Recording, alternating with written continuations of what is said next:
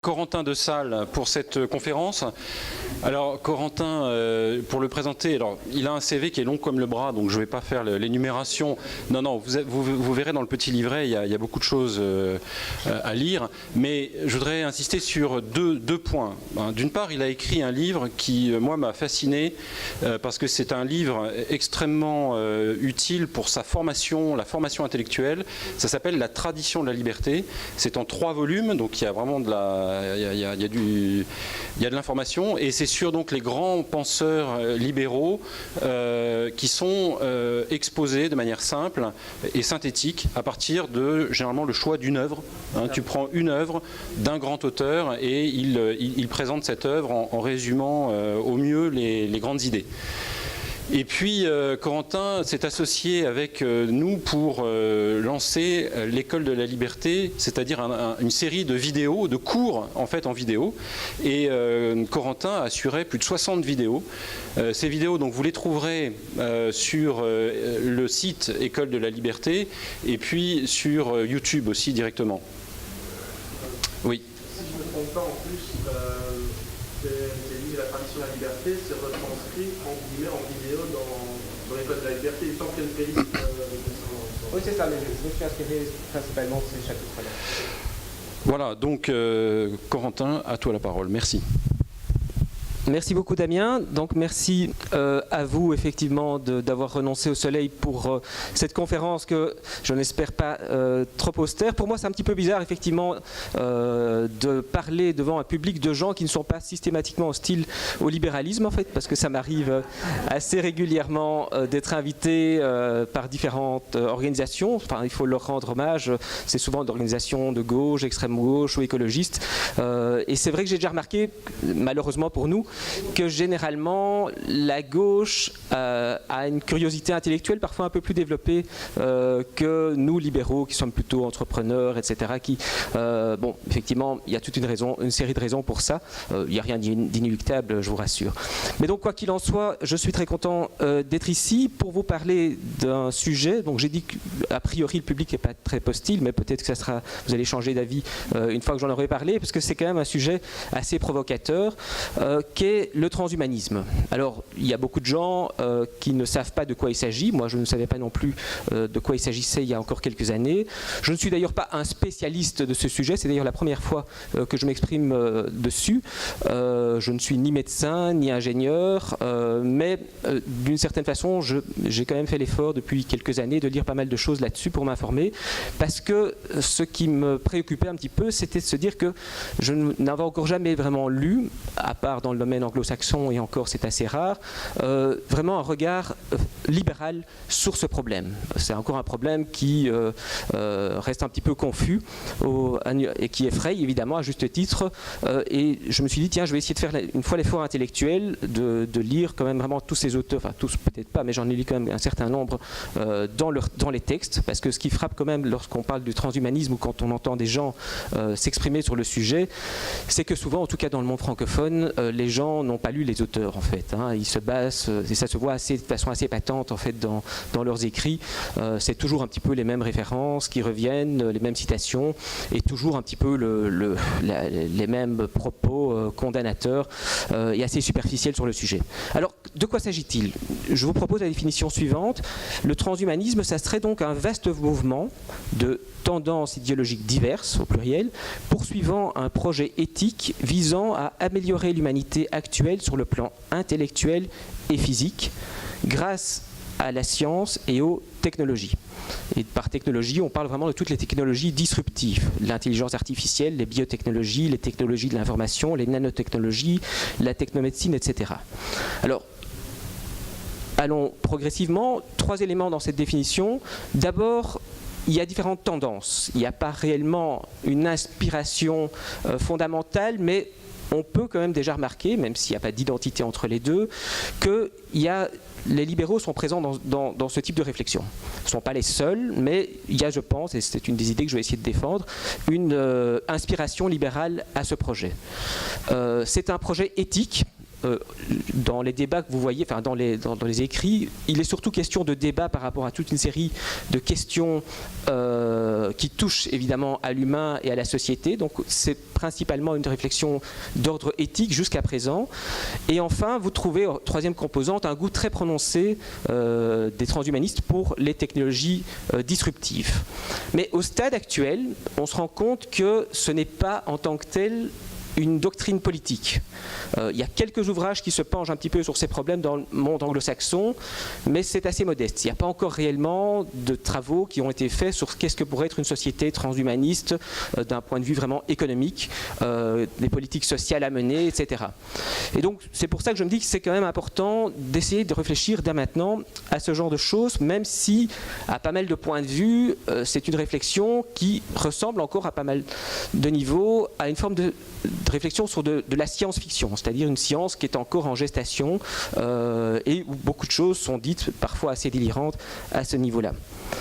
Alors, ce que je crois, c'est que toutes ces questions éthiques vont finir, tôt ou tard, par s'imposer à l'agenda politique à mesure que ces progrès technologiques, et j'en parlerai un tout petit peu, vont devenir commercialisables. À ce moment-là, effectivement, l'État, le pouvoir politique, les partis politiques vont devoir prendre position, ils vont devoir se reconfigurer et il faudrait effectivement légiférer dans un certain nombre de domaines, en fait. Et donc, ici, je crois que c'est important qu'on y réfléchisse dès maintenant parce que le progrès technologique, lui, n'attend pas. Surtout qu'il est porté par une lame de fond assez considérable, dont on a déjà beaucoup parlé au cours de ce colloque, ce séminaire, c'est les GAFA et leur équivalent chinois.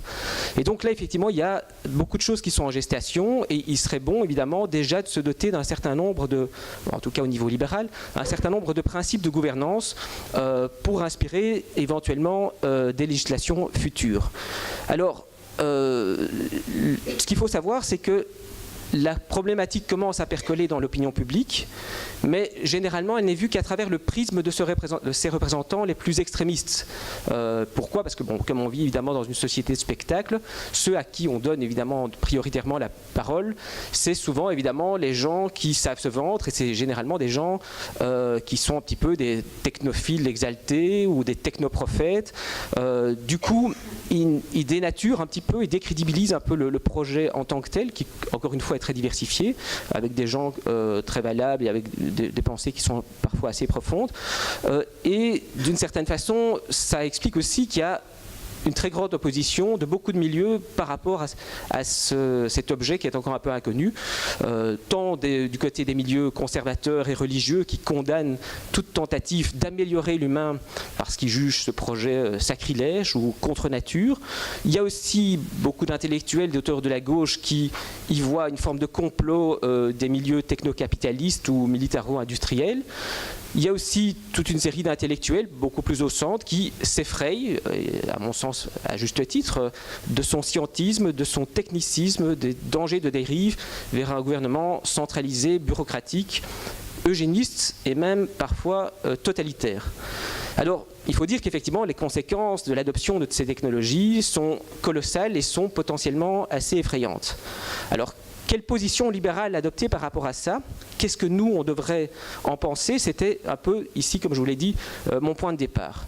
Je pense qu'il est urgence pour notre camp, à la fois de s'informer et d'autre part, d'essayer quand même de définir une position.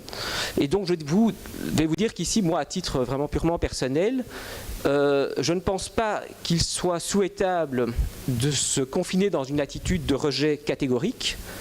D'une part, parce que je crois que beaucoup de ces améliorations sont intéressantes et même à un certain degré souhaitables. Je crois que le libéralisme a toujours été une doctrine progressiste, qu'elle a toujours voulu améliorer la condition de l'homme et effectivement, il y a sans doute effectivement un certain nombre d'attitudes conservatrices qui doivent être combattus à ce niveau-là. Mais bon, c'est évidemment une question assez délicate. Et d'autre part, je pense que, de manière plus prosaïque, on n'a pas le choix.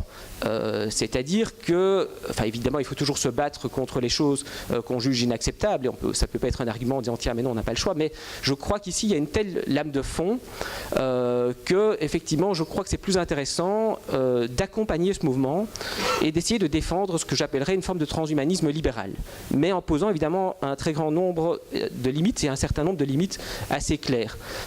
Et c'est comme ça que je terminerai d'ailleurs mon exposé, c'est en vous proposant une dizaine de principes régulateurs à la fin de l'exposé pour essayer d'un petit peu cadrer ce débat et ses évolutions. Même si, encore une fois, on s'exprime par rapport à des choses qui sont encore en gestation et dont une partie appartient encore un petit peu dans le domaine de la science-fiction. Alors concrètement, de quoi s'agit-il lorsqu'on parle de s'améliorer ? Ce qu'il faut comprendre, c'est que la médecine traditionnelle, quand je dis traditionnelle, c'est traditionnel par rapport au transhumanisme, puisque la médecine contemporaine n'a déjà plus grand-chose à voir avec les vieilles recettes qu'on appliquait, mais disons que depuis le serment d'Hippocrate et la médecine au sens occidental telle qu'on la conçoit, on voit que cette médecine a déjà fait évoluer énormément la condition humaine. Il y a quand même des progrès assez patents et ce qui caractérise la médecine jusqu'à aujourd'hui, c'est que son rôle a toujours été de guérir, de réparer, de restaurer la santé. Il y a quelques limites, enfin, quelques réserves que j'ai par rapport à ça, mais on va y revenir plus tard. Tandis que ce dont on parle ici, on parle parfois de technomédecine, c'est un peu différent. Ça vise non pas à guérir, mais à améliorer l'humain, c'est-à-dire à lui conférer des aptitudes complémentaires. Il y a une très grande diversité de choses, je vous donnerai quelques exemples, mais ici c'est nos limites, il n'y a aucune limite si ce n'est celle de l'imagination. Alors on connaît déjà un petit peu cette problématique depuis quelques dizaines d'années, c'est notamment, ici je ne parle pas effectivement du transhumanisme, mais le fait que d'avoir une médecine méliorative plutôt que simplement curative, c'est le propre notamment de la chirurgie esthétique. C'est aussi le propre de toute une série de débats qui ont déjà eu lieu sur le changement de sexe. Nous avons voté effectivement en Belgique, puisque je suis belge, une loi il n'y a pas longtemps dans notre pays qui autorise le changement de sexe. C'était déjà autorisé, mais ce ne l'était qu'à des fins médicale. Maintenant, effectivement, il est possible de le faire sans devoir justifier d'un intérêt médical, simplement par goût personnel. Et donc, c'est une mesure qui a été appuyée effectivement par le parti dans le cadre duquel je travaille. Alors, pourquoi est-ce qu'effectivement il va y avoir une telle explosion disruptive ? Encore une fois, je ne suis pas médecin, mais j'ai lu quand même un certain nombre de choses sur le sujet.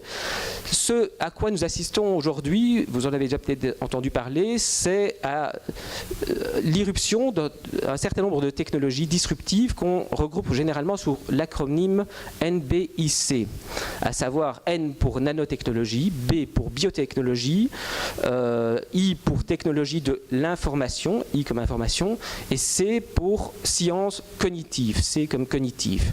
Alors de quoi s'agit-il ? Les nanotechnologies, c'est toutes celles qui sont utilisées maintenant dans le domaine de l'infiniment petit, puisqu'on peut maintenant agir à l'échelle moléculaire et atomique. Et donc, pour mémoire, un nanomètre représente maintenant 1 milliardième de mètre. Donc vous pouvez modifier les atomes à l'échelle donc atomique. Et d'un point de vue médical, ça peut être intéressant puisqu'on peut fabriquer des nanocapteurs, des nano-implants, même ce qu'on appelle des nanobots. Enfin, c'est un mot qui veut dire nanorobots en fait, c'est-à-dire des petits médicaments intelligents. Enfin, c'est encore un projet. C'est des petites capsules qui se baladeraient dans le corps et qui libéreraient un médicament une fois qu'ils sont situés dans la bonne zone ou alors qu'un tel ou tel paramètre s'active. Alors à côté de ça, il y a les biotechnologies qui sont toutes celles mobilisées pour la fabrication du vivant, de façon à construire et réparer molécule par molécule tout ce qui est possible d'imaginer. Donc il y a beaucoup de recherches sur les cellules souches, les cellules totipotentes, etc. Il y a évidemment, vous les connaissez, toutes les sciences de l'information. C'est toutes les techniques qui permettent de produire, d'accéder, de manipuler, de stocker, de communiquer des données, lesquelles connaissent aujourd'hui une explosion. C'est la fameuse thématique des big data, en raison de l'augmentation quasiment exponentielle, savoir si c'est exponentiel ou pas, on va en discuter dans quelques minutes, des capacités de stockage et de traitement de celles-ci, donc de la vitesse aussi des processeurs informatiques. Et enfin, vous avez les sciences cognitives qui ont traditionnellement pour objet l'étude de l'intelligence humaine ou animale, mais aussi maintenant l'intelligence artificielle, même si ça fait déjà plus d'un siècle qu'il y a des travaux sur la science, enfin sur l'intelligence artificielle, mais on voit aujourd'hui des techniques en pleine explosion qui permettent de réaliser des machines qui simulent l'intelligence. Encore un stade relativement modeste, mais disons que suffisamment importante que pour constituer une sorte de blessure narcissique pour l'homme, hein, puisqu'il y a déjà quelques années, le fameux ordinateur Deep Blue a vaincu, comme vous vous en souvenez sans doute, le fameux Kasparov au jeu d'échecs. Mais ce qui est encore plus traumatisant, c'était surtout un traumatisme cette fois-ci asiatique, c'est qu'il y a 1 an et demi, il y a le logiciel AlphaGo qui a battu le champion du monde du jeu de Go, qui est considéré, je ne suis pas du tout spécialiste, comme un jeu encore plus complexe que le jeu d'échecs. C'est un débat qui avait été suivi, enfin un match en 3 manches qui avait été suivi de façon assez passionnée. Il y a d'ailleurs un documentaire sur Netflix que je vous invite à regarder, par une bonne partie des Asiatiques et surtout les Coréens du Sud, parce que pour eux c'est leur sport national, hein, donc ils apprennent même ça à l'école. Et c'était un véritable traumatisme quand le champion du monde, un certain Sedol, s'est fait battre par cette machine. C'était une sorte d'humiliation. Alors on se rend compte qu'effectivement nous vivons aujourd'hui une accélération du progrès et du savoir qui est assez fulgurante, assez stupéfiante. Un bon exemple, c'est le décryptage du vivant. Le fameux séquençage de l'ADN qu'on avait toujours considéré comme impossible a été réalisé il y a quelques années. Pour vous donner une échelle, c'est qu'en 1970, Jacques Monod, qui est un des grands Français, un des fondateurs de la génétique moderne, hein, un prix Nobel, considéré comme un des plus grands généticiens de son temps, a écrit dans un bouquin, je vous recommande aussi, hein, le fameux Le hasard et la nécessité, que l'échelle microscopique du vivant nous interdit sans doute à tout jamais de manipuler le génome. 5 ans plus tard, après la publication de ce livre, les premiers travaux de manipulation génétique commençaient. En 1980, quand vous demandiez aux généticiens, ils étaient tous d'accord pour dire que ça serait impossible de séquencer l'ADN en fait. Les plus optimistes disaient qu'il faudrait peut-être 400 ou 500 ans pour séquencer l'ADN d'une personne. En fait, il y a eu un projet qui s'appelle le projet Génome humain qui a permis de séquencer en 2003 un génome d'une personne en entier. À l'époque, ça a coûté 3 milliards de dollars pour faire ce séquençage. Aujourd'hui, on peut faire ce séquençage pour toute personne qui le désire pour 1 000 euros. Et il sera sans doute probablement possible de le faire pour 100 euros. Il y a d'ailleurs souvent les transhumanistes qui font des conférences, se baladent avec une petite clé USB pour faire le malin, montrant « regardez, j'ai le séquençage de mon ADN ici ». Qu'est-ce que ça veut dire ? Ça veut dire qu'effectivement, ça donne naissance à un nouveau type de médecine qui est la médecine personnalisée. C'est la médecine sur mesure. C'est-à-dire qu'un des inconvénients dans la pharmacologie, c'est que évidemment, quand vous avez des médicaments, c'est des médicaments fabriqués pour un être humain moyen normal. C'est pour ça que vous avez toujours une liste gigantesque de contre-indications dans la posologie. Hein, donc vous avez des contre-indications, des effets secondaires, et vous devez toujours être attentif. Ici, ce qui serait sans doute possible, de la même façon qu'on voit ça dans beaucoup d'autres secteurs économiques, c'est de fabriquer du sur-mesure et de pouvoir, en fonction de votre ADN, savoir exactement quel est le médicament qui vous convient. Il y a quelques mois, j'ai accompagné un politicien de mon parti visiter une usine, une entreprise dans mon pays qui s'appelle OncoDNA, et c'est une entreprise qui fabrique à l'échelle de l'Europe des médicaments contre le cancer en fonction de l'ADN des patients. Donc les patients envoient des tissus, ou en tout cas ce qui permet de séquencer l'ADN, et qu'en fonction de ça, effectivement, on peut fabriquer des médicaments qui peuvent les traiter efficacement. Alors comment cela a-t-il été possible de séquencer cet ADN alors qu'on pensait que c'était impossible, vu la puissance de calcul qu'on avait? C'est justement parce qu'il y a eu une accélération incroyable, une accélération exponentielle de la puissance de calcul des ordinateurs et leur capacité de stockage. Et ce qu'il faut savoir, c'est qu'une simple puce, aujourd'hui, réalise l'équivalent de 1000 milliards d'opérations par seconde, en fait. Alors ici, cite généralement une loi qui est assez controversée, qui n'est d'ailleurs pas considérée comme une loi, c'est la loi de Moore. En fait, Gordon Moore, c'est un des fondateurs de la société Intel qui, en 1965, a remarqué que la puissance des ordinateurs, calculée selon le nombre de transistors par microprocesseur, doublait environ tous les 18 mois depuis 59. Donc c'est doublé tous les 18 mois. Alors au début, ça n'a l'air de rien quand quelque chose double, parce qu'une courbe exponentielle, c'est quelque chose qui démarre tout doucement.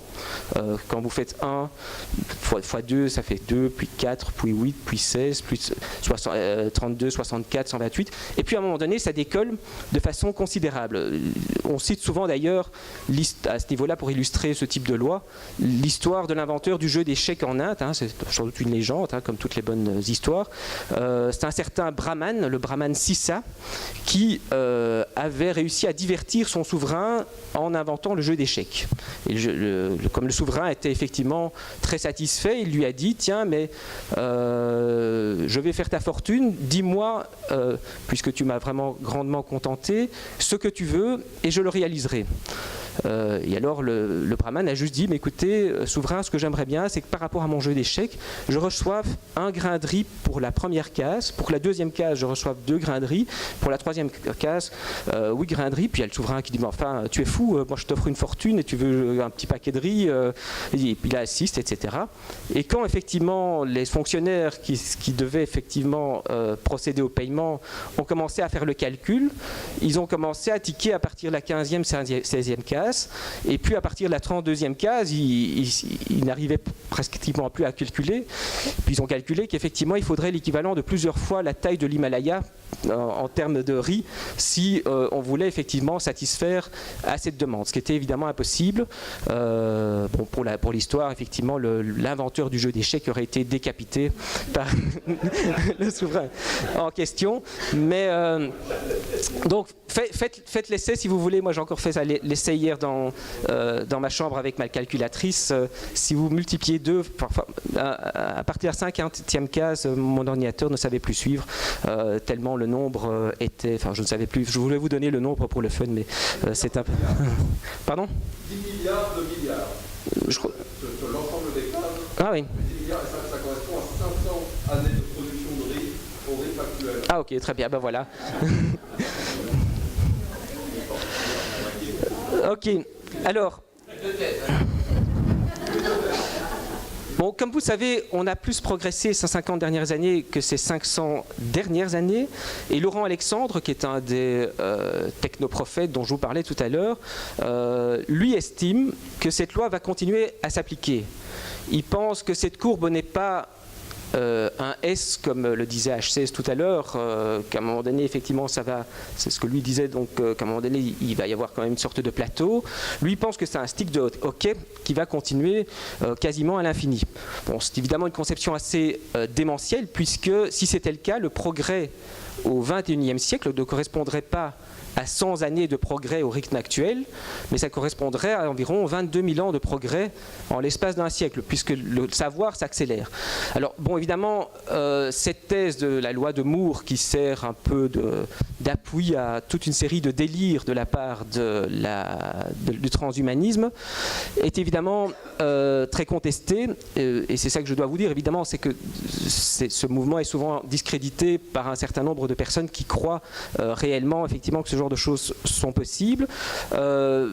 Ici, quand on réfléchit un petit peu à ce que c'est cette loi de Moore, c'est en fait un constat empirique d'un certain nombre d'observations qui ont été mesurées jusqu'à présent, mais d'une certaine façon, c'est surtout le reflet de quelque chose qui existe, et à savoir que le pouvoir s'accélère, que le progrès s'accélère, mais que c'est pas possible non plus qu'il se poursuive de manière exponentielle, évidemment.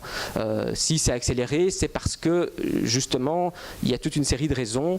Il y a notamment le fait qu'il y a eu un essor démographique important et qui est donc proportionnellement beaucoup plus de génies sur une population de 8 milliards d'individus que sur 800 millions de personnes, comme c'était le cas en 1750.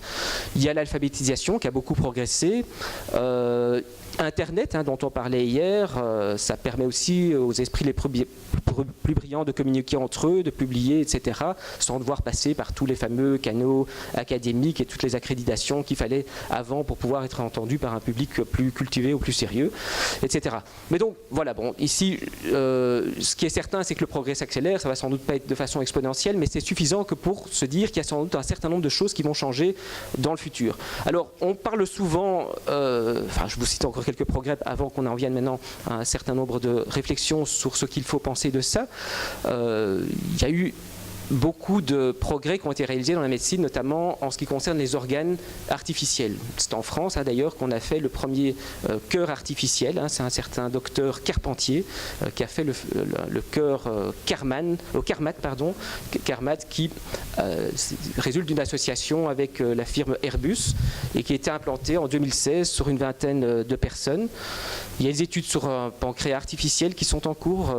L'œil bionique existe déjà, même si ça ne permet que de distinguer un certain nombre d'ombres. C'est quelque chose qui permet à des personnes non-voyantes de filmer ce qu'ils devraient percevoir et puis de transcrire ça dans un ordinateur qui lui-même est relié à un implant, qui lui-même est relié à le nerf optique et qui envoie des influx nerveux.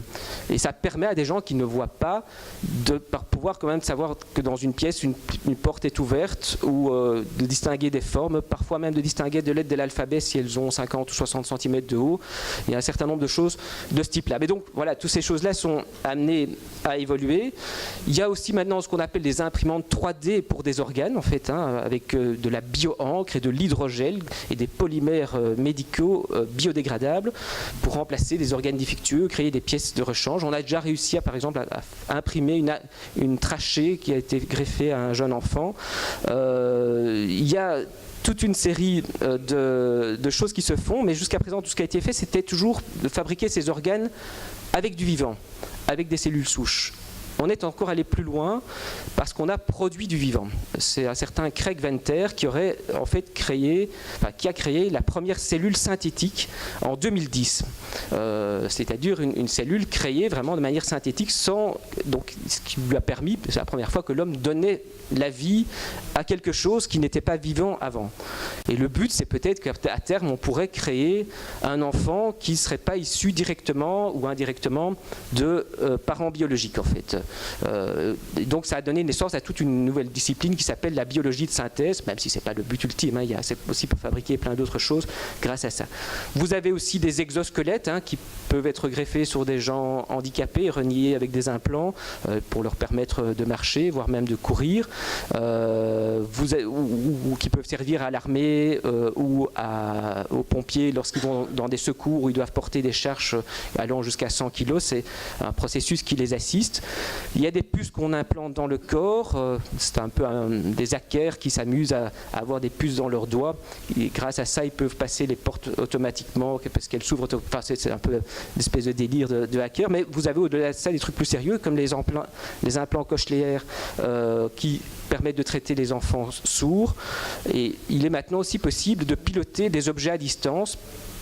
Vous avez des casques avec des électrodes, tout simplement, qu'on dépose sur le crâne et qui vous permettent d'activer un bras électronique. Enfin, il faut un petit entraînement pour que ça marche, grâce à des impulsions émises par le cerveau, mais donc vous contrôlez par la pensée un certain nombre de choses. Alors, l'étape ultérieure, c'est de savoir est-ce qu'on pourrait communiquer par la pensée. Là, il y a le fameux Elon Musk qui a décidé de lancer la fabrication d'un lacet neuronal. C'est une sorte de lacet qu'on greffe sur le cerveau et qui permettrait d'accéder à des fichiers aux ordinateurs. Vous pourriez envoyer des mails, des SMS, etc. rien qu'en réfléchissant, quoi. Mais bon, ça, c'est pas encore au point. Je veux dire, c'est encore un défi en tant que tel. Alors, au-delà de ça, c'est tout ce qui concerne le cyborg, en fait. C'est le fait de remplacer l'humain par une forme de machine. Il y a un autre rêve qui n'est même pas le rêve ultime, parce que les transhumanistes ont encore plus d'imagination, qui est le fait de mettre fin à la mortalité. Et donc c'est le rêve de l'immortalité Comme je vous ai dit, l'espérance de vie a vraiment décollé ces dernières décennies. Elle était de 27 ans en 1750, elle est aujourd'hui d'environ 80. Donc ça veut dire qu'elle a été multipliée par 3 en 2 siècles. Et l'idée, c'est de se dire, tiens, mais si on arrive à remplacer les organes un par un, c'est un peu comme les vieilles voitures américaines à la Havane, en fait, qui étaient là donc avant la révolution cubaine. À force de remplacer pièce par pièce, effectivement, ces voitures roulent toujours, en fait, quoi. L'idée, c'est de faire la même chose avec des êtres humains. Bon, évidemment, ça pose un problème au niveau de l'identité, c'est de savoir, tiens, mais à partir du moment où on a tout remplacé, est-ce que c'est encore la même personne qui est là? C'est un vieux problème philosophique, en fait. On appelait ça le problème en Grèce du bateau de Thésée, du nom de ce fameux héros légendaire. Et c'est Plutarque qui dit que que les Athéniens avaient effectivement conservé le fameux bateau de Thésée de l'époque et qu'ils l'avaient chaque fois remplacé pièce par pièce, ce qui fait qu'il n'y avait plus aucune pièce originelle et on se demandait si c'était encore vraiment le bateau de Thésée. Donc c'était un débat sur la question de l'identité, du changement. Il y avait une complication même au débat avec certains qui avaient imaginé, tiens, mais si maintenant on avait gardé toutes les pièces qui avaient été remplacées, donc les pièces originelles, et qu'on les avait gardées dans un hangar, et qu'on avait trouvé un procédé pour les restaurer, et qu'on avait reconstruit le bateau originel avec toutes les pièces anciennes, lequel serait le vrai bateau, en fait? Enfin bon, c'est des délires un peu de philosophes. Mais bon, quoi qu'il en soit, j'accélère parce qu'il y a beaucoup de choses.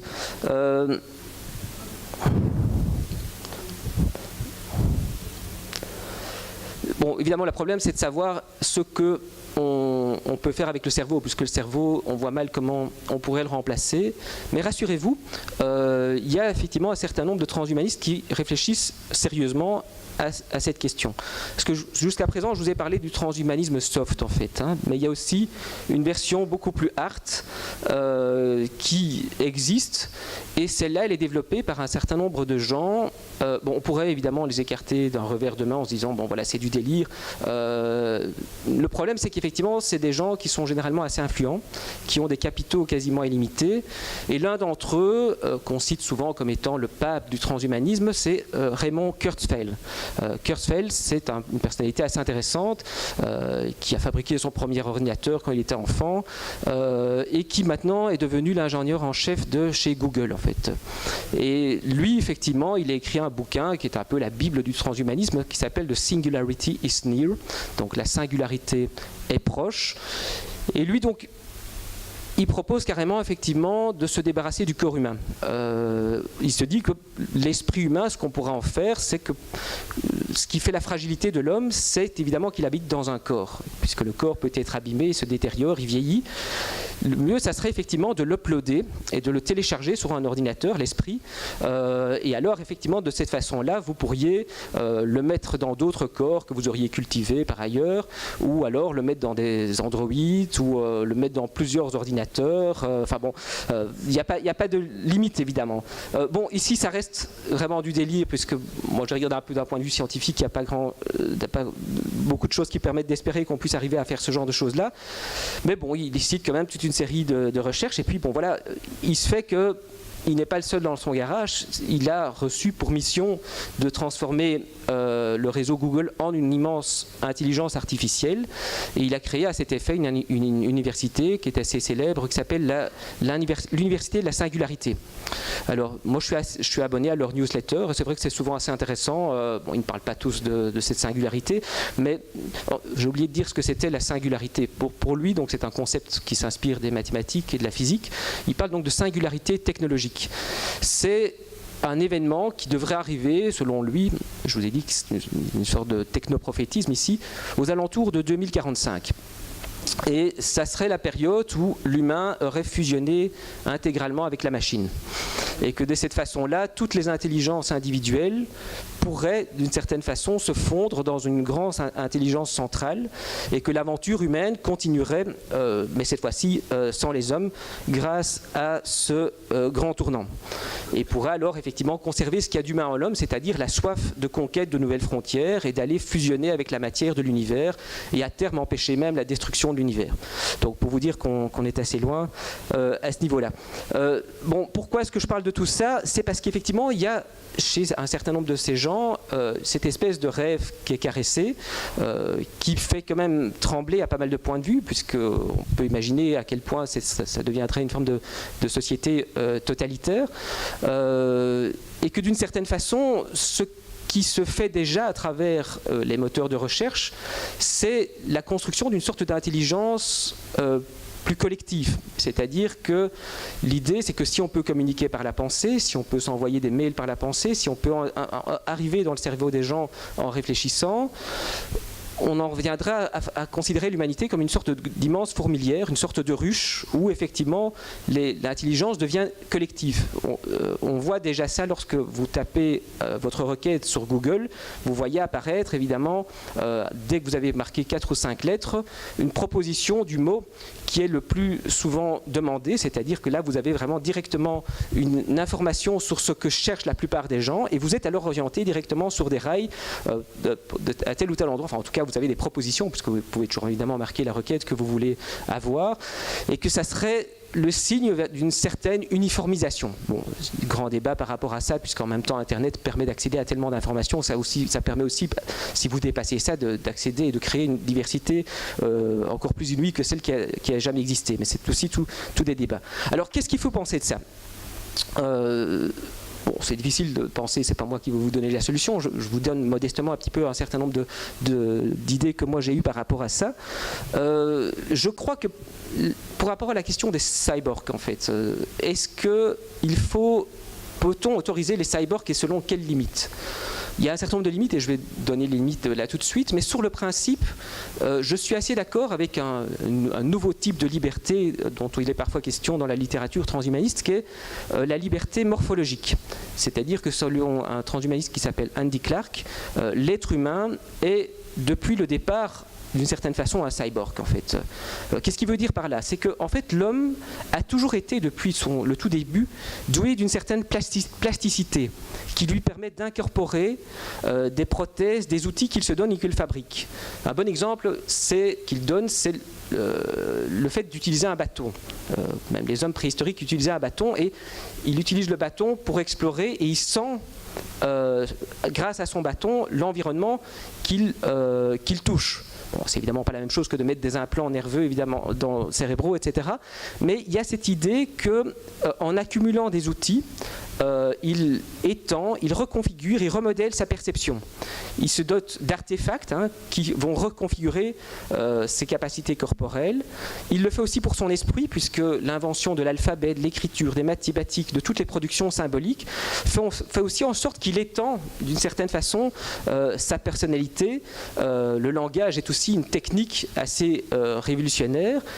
Et comme le dit Andy Clark, l'homme est un natural born cyborg, un cyborg naturellement né. C'est ça qui le distingue des autres animaux.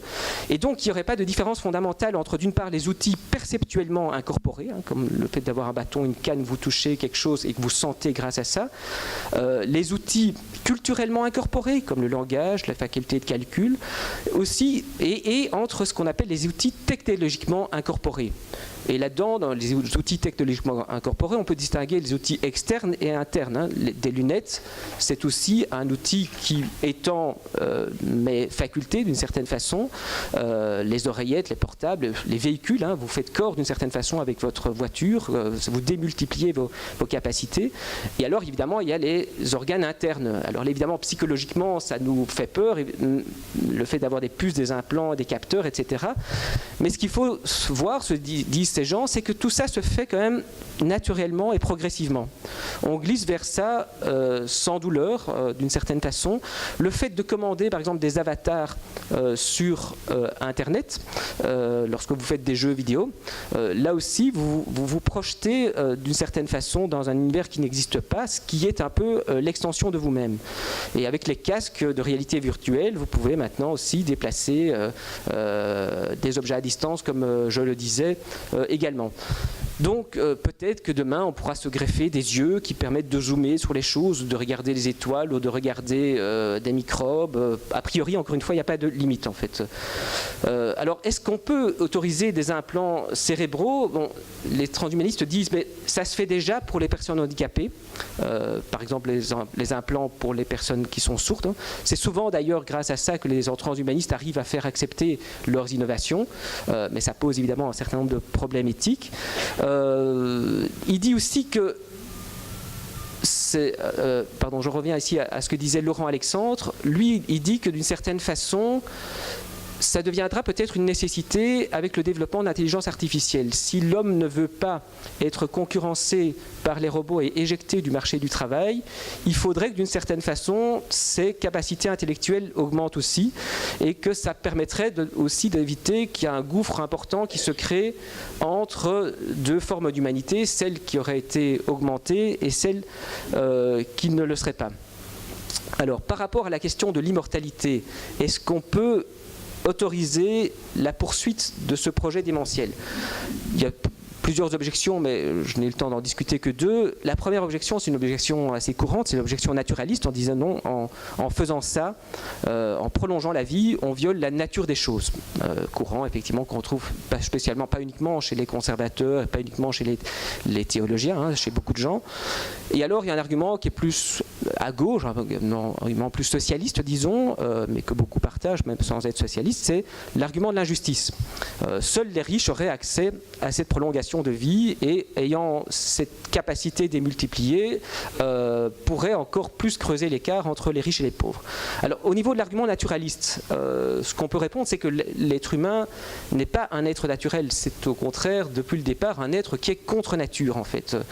Depuis le début, en inventant la capacité de faire du feu, en inventant l'écriture, le fait qu'il aille sur la Lune, etc., il a accumulé un certain nombre de progrès qui font que au niveau philosophique, c'est toujours un peu difficile de définir l'homme. Hein, c'est déjà un projet philosophique de définir ce qu'est l'homme, mais il y a beaucoup de philosophes qui ont tendance à dire que l'homme se définit par le fait qu'il ne peut pas être défini. C'est-à-dire qu'il n'a pas réellement une essence, c'est-à-dire qu'il se définit par le fait qu'il dépasse toujours ce qu'il est. À partir du moment où vous empêchez l'homme de continuer sa quête qui consiste à se dépasser, vous tueriez en fait ce qui fait l'identité profonde de l'homme, à savoir de toujours relever des nouveaux défis. Et donc il deviendrait un être naturel ou animal si, à un moment donné, comme c'est aussi un danger qu'on signale parfois par rapport à l'intelligence artificielle, s'il commençait à végéter et à ne plus rien inventer, à ce moment-là, il retournerait à une sorte de stade un peu animal ou bestial, comme on le voit dans certains films de science-fiction, où l'humanité est tout à fait asservie et n'a plus du tout progressé en tant que telle. Il y a un autre argument qui est avancé par un certain Nick Bostrom, qui est un professeur d'Oxford, un transhumaniste assez connu aussi, qui est l'argument du dragon tyran. Il imagine une petite histoire avec un dragon tyran qui est en fait qui terrorise un village et à qui il faut sacrifier tous les ans un tribut humain. On a beau déjà essayer d'avoir voulu se révolter une ou deux fois, tout le monde est résigné en se disant mais non, le dragon tyran nous dirige et on ne sait rien faire contre ça, etc. Jusqu'au jour, il y a une femme qui dit qu'elle a découvert une arme qui lui permet de percer la carapace du dragon et qu'elle va quand même tenter le coup. Du coup, il y a toute une armée de philosophes, de théologiens, de prêtres, etc. qui disent que c'est fou et qu'en fait non, le dragon tyran, on doit l'accepter, c'est même une bonne chose pour nous et que ça nous donne un sens à notre vie parce qu'autrement les gens vivraient trop longtemps, etc. En fait, c'est une fable parce que le dragon tyran, c'est quoi? C'est la vieillesse en fait. Et le fait que, évidemment, la femme qui a trouvé ces procédés, ce sont les scientifiques et les transhumanistes et qui disent que d'une certaine façon, il n'y a pas de raison de ne pas poursuivre la quête de lutter contre la vieillesse, la maladie, la démence et que d'une certaine façon, sur le principe même, il faudrait arriver à consacrer ça. Il y a un très beau texte de Pic de la Mirandole, qui est un des grands fondateurs de l'humanisme, et dans ce texte qu'il a rédigé en 1485, il explique, enfin, il avait 24 ans à l'époque, il met en scène, et il a été condamné parce qu'il avait proclamé Vicentes, c'est pas comme Luther, hein, mais déjà à l'époque dont devaient discuter les théologiens de cette époque-là, et il a été condamné par l'Église par rapport à ça. Et donc, dans une de ses thèses, il a imaginé un dialogue entre Dieu et Adam. Et il lui dit, je vous lis le petit passage, si nous t'avons donné, Adam, ni une place déterminée, ni un aspect qui te soit propre, ni aucun don particulier, c'est afin que la place, l'aspect, les dons que toi-même aurais souhaités, tu les aies et les possèdes selon ton vœu, à ton idée. Pour les autres, il parle des autres animaux, leur nature définie est tenue en bride par des lois que nous avons prescrites. Toi, aucune restriction ne te bride. C'est ton propre jugement auquel je t'ai confié qui te permettra de définir ta nature. Si je t'ai mis dans le monde en position intermédiaire, c'est pour que de là tu examines plus à ton aise tout ce qui se trouve dans le monde alentour. Si nous t'avons fait ni céleste, ni terrestre, ni mortel, ni mortel, c'est afin que doté, pour ainsi dire, du pouvoir arbitral et honorifique de te modeler et de te façonner toi-même, tu te donnes la forme qui aurait dû eu ta préférence. Tu pourras dégénérer en formes inférieures, qui sont bestiales, tu pourras, par décision de ton esprit, te régénérer en formes supérieures, qui sont divines.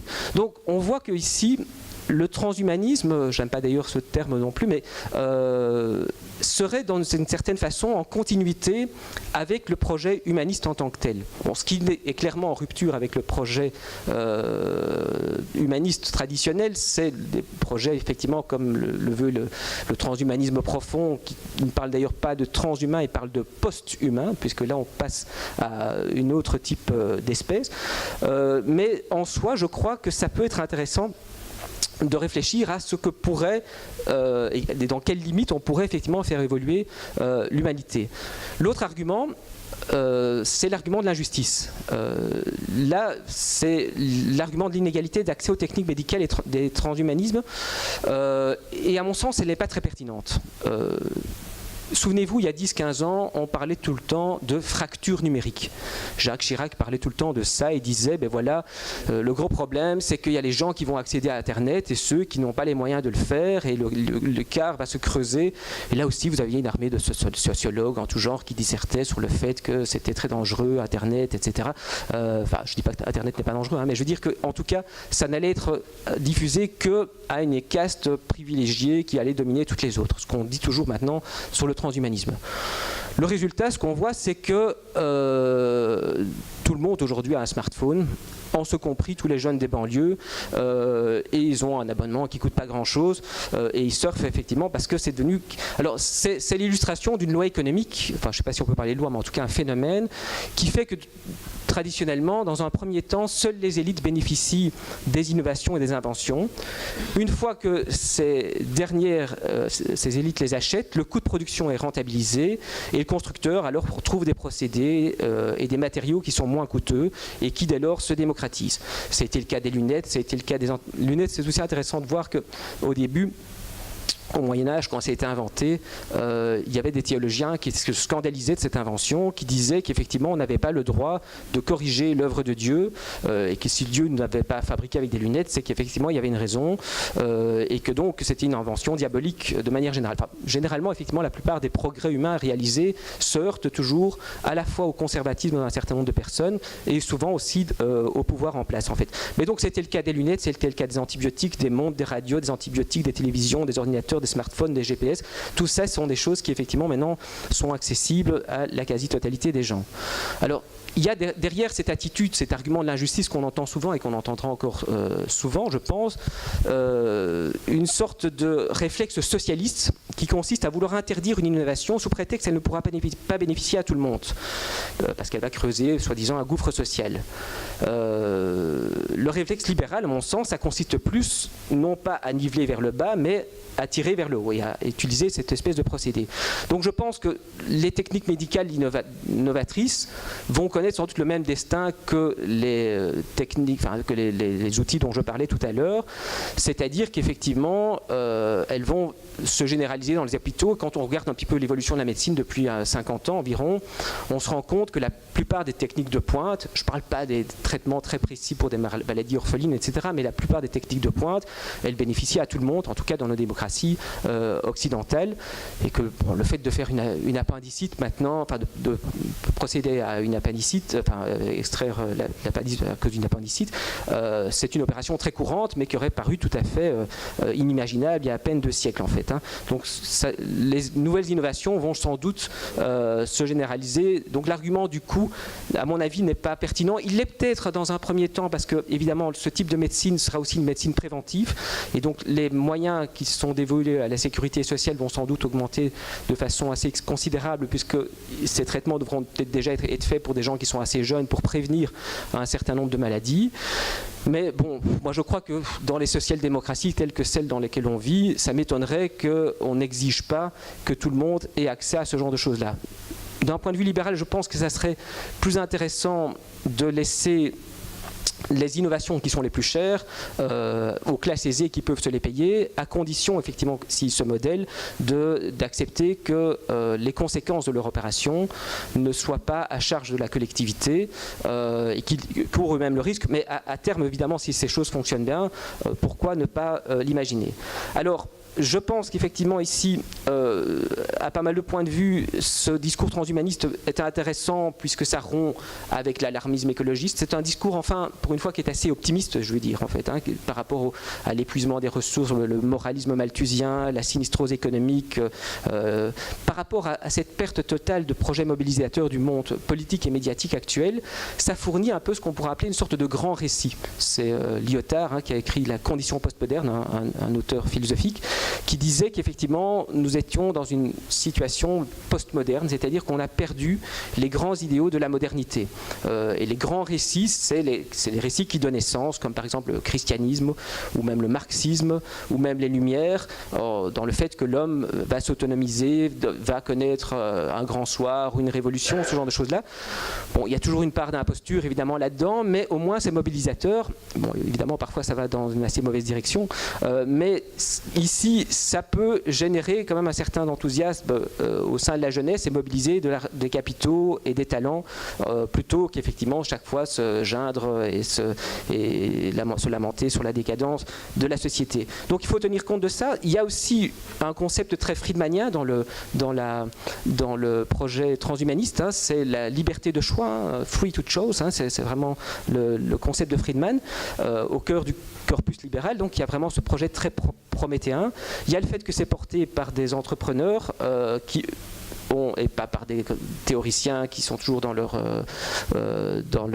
bureau, et que c'est des entrepreneurs qui ont inventé des choses que vous utilisez, vous et moi, tous les jours et qui pèsent des milliards de dollars en fait, quoi.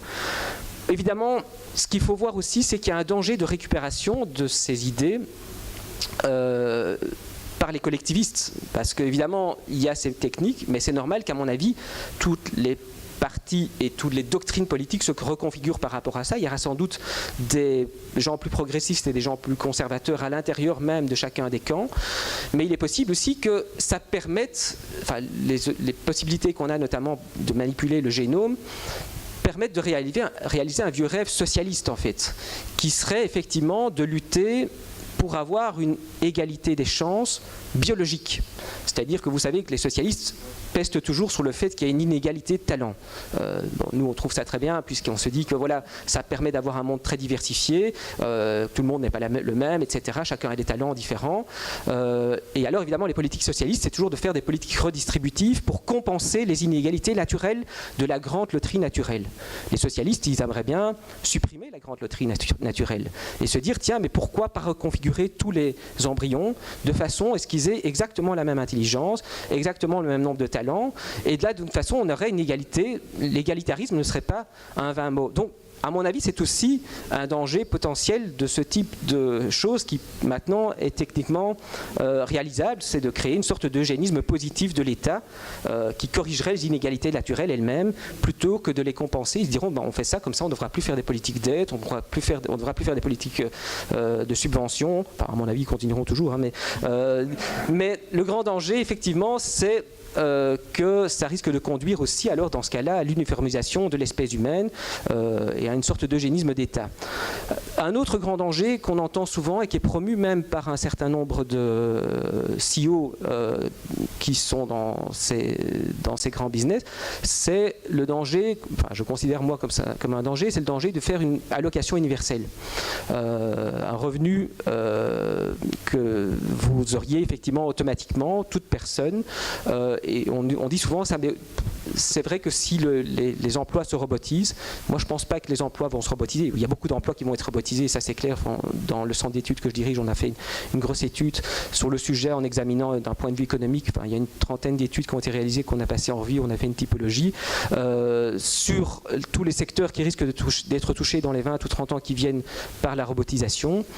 Mais je suis plutôt schumpeterien, c'est un peu la thèse que reprennent beaucoup de ces études, c'est de se dire que jusqu'à présent, chaque fois qu'il y a eu la destruction, ça a été accompagné de création d'un nombre au moins équivalent d'emplois. Et certains disent qu'effectivement... Mais bon, les emplois de demain, on ne sait pas encore très bien prévoir de quoi il s'agira. Tout comme si vous aviez parlé à un agriculteur il y a 2 siècles, en lui disant, à l'époque où il y avait 80% des gens qui cultivent la terre, qu'en 2018, il y aura à peine 1 ou 2% qui cultivent la terre, ils auraient été assez horrifiés, mais ils n'auraient pas pu comprendre si on leur avait dit, vous t'en faites pas, ils vont faire du cybermarketing, ou ils vont faire des produits d'assurance, ou bon, ils vous auraient pris pour un fou. Bon, là, évidemment, moi, je ne sais pas non plus quels seront les futurs métiers, mais on peut très bien imaginer que, par exemple, avec la Smart Mobility, vous aurez des voitures qui ne sont plus conduites par des chauffeurs, mais alors il faudra créer toutes des infrastructures et toutes des routes intelligentes, il faudra des aiguilleurs des routes.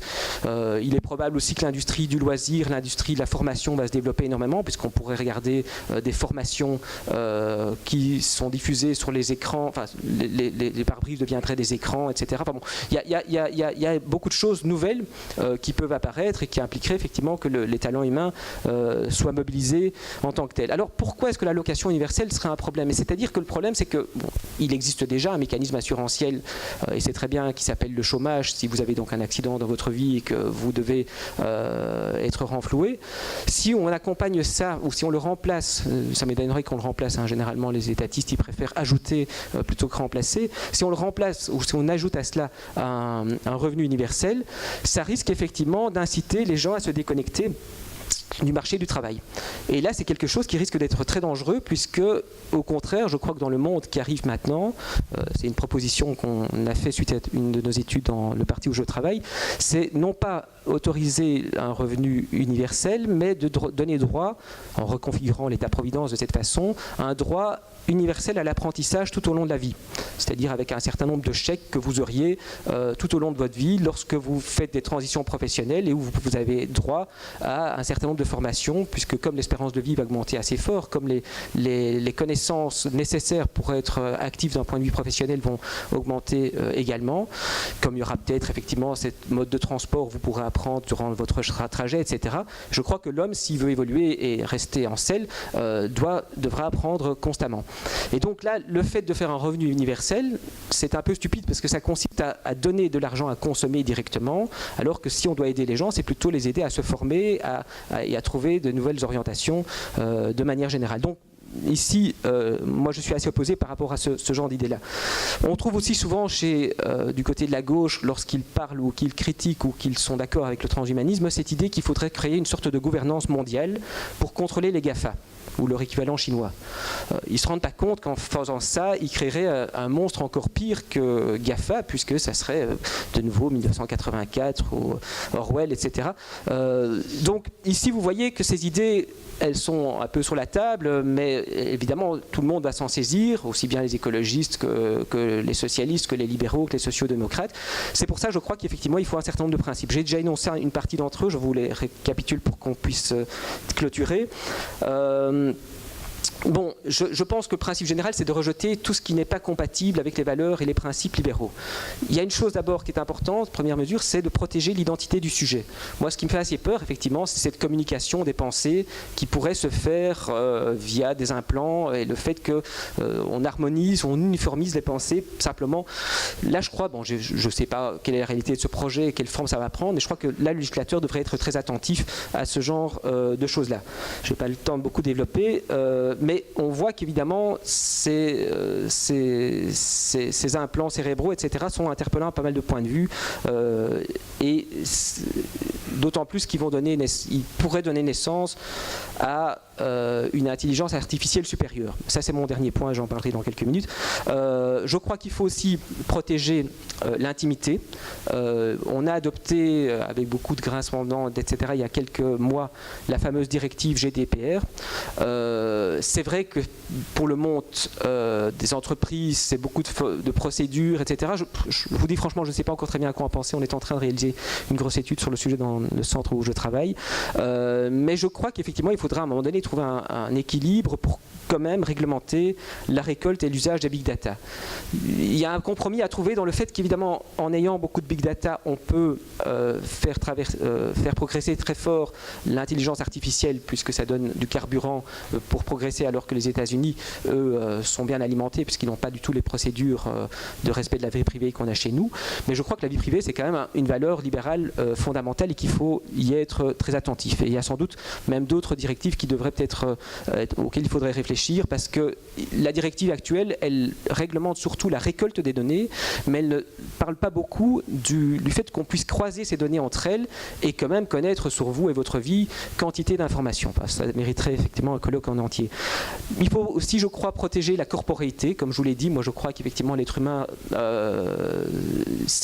son identité, mais ce qu'il est réellement, réside en partie dans son corps aussi. Dans la tradition libérale, c'est à partir du corps humain qu'on possède soi-même que John Locke enracine le droit de propriété. C'est la self-ownership en fait. Donc c'est parce que j'ai la propriété de mon corps que je peux posséder tout ce que mon corps est capable de transformer ou tout ce que ma personnalité est capable de transformer. Enfin là aussi, on pourra débattre. Mais le problème évidemment, c'est que si vous renoncez à la corporéité, c'est vrai que ça présente un certain nombre d'avantages de pouvoir circuler un peu partout dans le réseau, etc., à la vitesse de la lumière.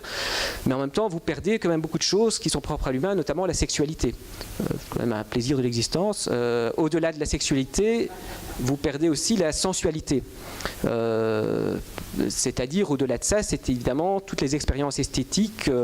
Est-ce qu'on peut encore éprouver du plaisir sans corps? Quels sont les plaisirs hédonistes de la bonne chair, du vin, etc., qu'on pourrait encore éprouver? La convivialité, l'humour, l'amitié. Est-ce qu'on peut être heureux sans avoir un corps? C'est des questions, effectivement. Bon, la question ne se pose pas encore vraiment, mais disons que voilà, je pense qu'effectivement, même les grandes religions, que ce soit l'islam, le christianisme et le judaïsme, avaient très bien compris, et ils ont quand même très bien su se vendre, que vous ne pouvez pas mobiliser les gens avec quelque chose de purement désincarné. C'est pour ça que ces trois religions promettent toutes la résurrection des corps, pour quand même bien profiter dans l'autre monde des plaisirs, non pas de l'existence, mais d'après l'existence. Bon, comme je vous l'ai dit aussi, je crois qu'il faut préserver au maximum l'indépendance financière des gens, donc interdire l'allocation universelle et consacrer le droit à l'apprentissage tout au long de la vie. Autre principe, je vous en ai parlé aussi, la liberté morphologique.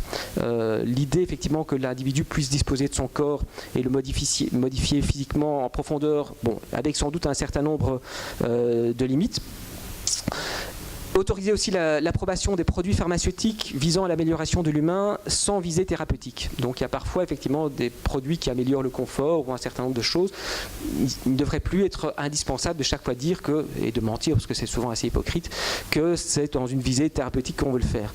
D'ailleurs la distinction entre thérapie et amélioration n'est pas aussi claire que ça. D'une certaine façon, quand on y réfléchit, la vaccination, qui a quand même été, je crois, quand même une grande date dans l'histoire de la médecine, on ne peut pas vraiment dire que c'est curatif, c'est quand même quelque chose donc, qui est préventif et qui vise à améliorer l'humain d'une certaine façon. C'est lui donner quelque chose, une défense qu'il n'a pas naturellement. De là, on pourrait même en déduire que d'un point de vue eugéniste, on pourrait éventuellement, mais c'est aussi un vaste débat, plutôt que de faire les vaccins à la naissance et de faire des rappels, de modifier le gène pour qu'effectivement il soit déjà protégé contre toute une série de maladies avant même la naissance de l'humain. Bon, si on fait ça, jusqu'où on va, c'est aussi évidemment un vaste débat. Je crois qu'aussi il faut permettre à ceux qui le désirent de poursuivre la quête de l'immortalité. Bon, personnellement, moi je ne suis pas convaincu qu'on pourra devenir immortel, mais bon, peut-être que je me trompe, mais je crois que ce qui est très mobilisateur dans la recherche de l'immortalité, c'est que ça stimule l'imagination, la créativité, le talent et l'enthousiasme de beaucoup de gens, et ça permet de faire quantité d'inventions qui, elles, peuvent être très utiles ou dangereuses. Bon, ça évidemment, tout est toujours relatif. Alors, je crois qu'il faut aussi interdire tout eugénisme étatique. Ça, on peut en discuter, la question eugénique, je voulais traiter ça un peu plus, mais j'ai pas le temps.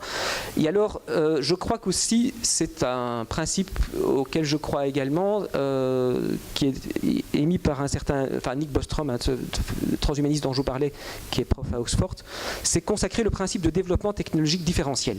Et je termine par ça. C'est la question de se dire, tiens, mais on est dans une situation où les progrès technologiques étant ce qu'ils sont, en vertu d'un autre principe, et je vais expliquer le premier après le deuxième, le principe de la conjoncture de la complétude technologique, qui est un principe selon lequel tout ce qui était technologiquement possible sera tenté tôt ou tard, quoi qu'il en soit, l'humain étant ce qu'il est, surtout avec les Chinois. Donc d'une certaine façon, parce que je ne vous ai pas dit toutes les horreurs qu'on peut lire dans cette littérature, mais on voit quand même qu'il y a pas mal de projets qui sont en train d'être poursuivis en Chine, notamment sur la manipulation génétique, sur le fait de sélectionner des enfants très intelligents et d'essayer de reproduire ces gènes, etc. Donc, ils travaillent déjà bien à ce genre de trucs, ne vous en faites pas. Hein. Mais donc, comme tout est amené quand même à se faire, il est probable effectivement qu'on arrivera un jour à développer de façon beaucoup plus significative l'intelligence artificielle. Or, l'intelligence artificielle, je parle de l'intelligence artificielle forte, je ne sais pas quand ça arrivera, je ne sais même pas si ça sera le cas, c'est quelque chose contre lequel ont mis en garde beaucoup de gens, notamment Stephen Hawking, le fameux astrophysicien, un peu avant sa mort, Bill Gates et Elon Musk, qui ont tous dit grosso modo que c'est sans doute un des pires dangers qui menace le futur de l'humanité. Alors, il y a justement ce fameux Nick Bostrom dont je parlais, a écrit un bouquin assez intéressant qui s'appelle Super Intelligence, où il examine, c'est un bouquin assez singulier justement, qui est à mi-chemin entre la science-fiction et l'esprit très analytique que peuvent avoir les anglo-saxons.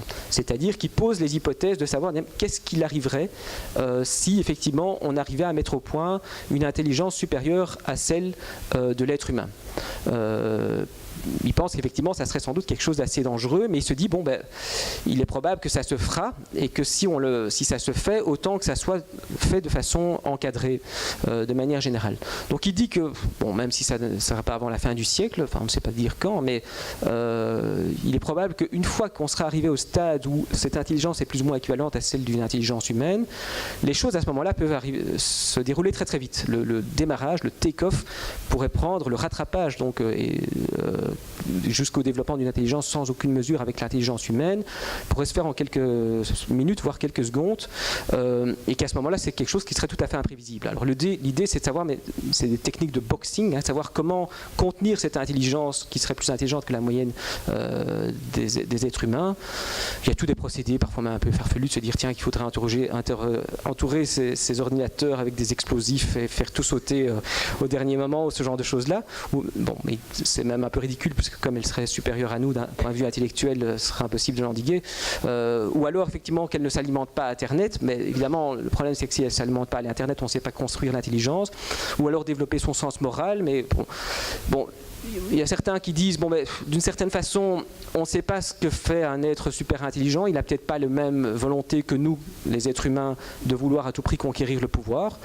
Et on se dit que généralement, les gens très intelligents n'aspirent pas nécessairement au pouvoir. Moi, je travaille dans un parti politique et je peux vous dire que ceux qui sont le plus attirés par les pouvoirs, c'est généralement pas des gens ultra intelligents, en fait. Donc, mais non, il y a quelques exceptions.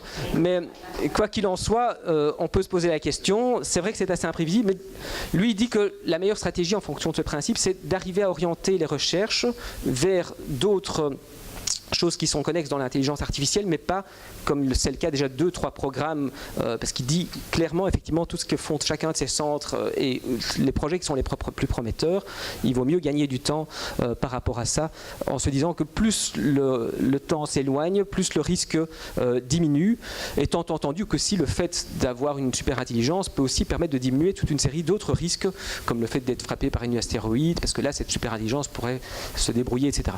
Voilà, je termine par cette note de science-fiction qui est à la fois fascinante et inquiétante. Merci beaucoup. Merci.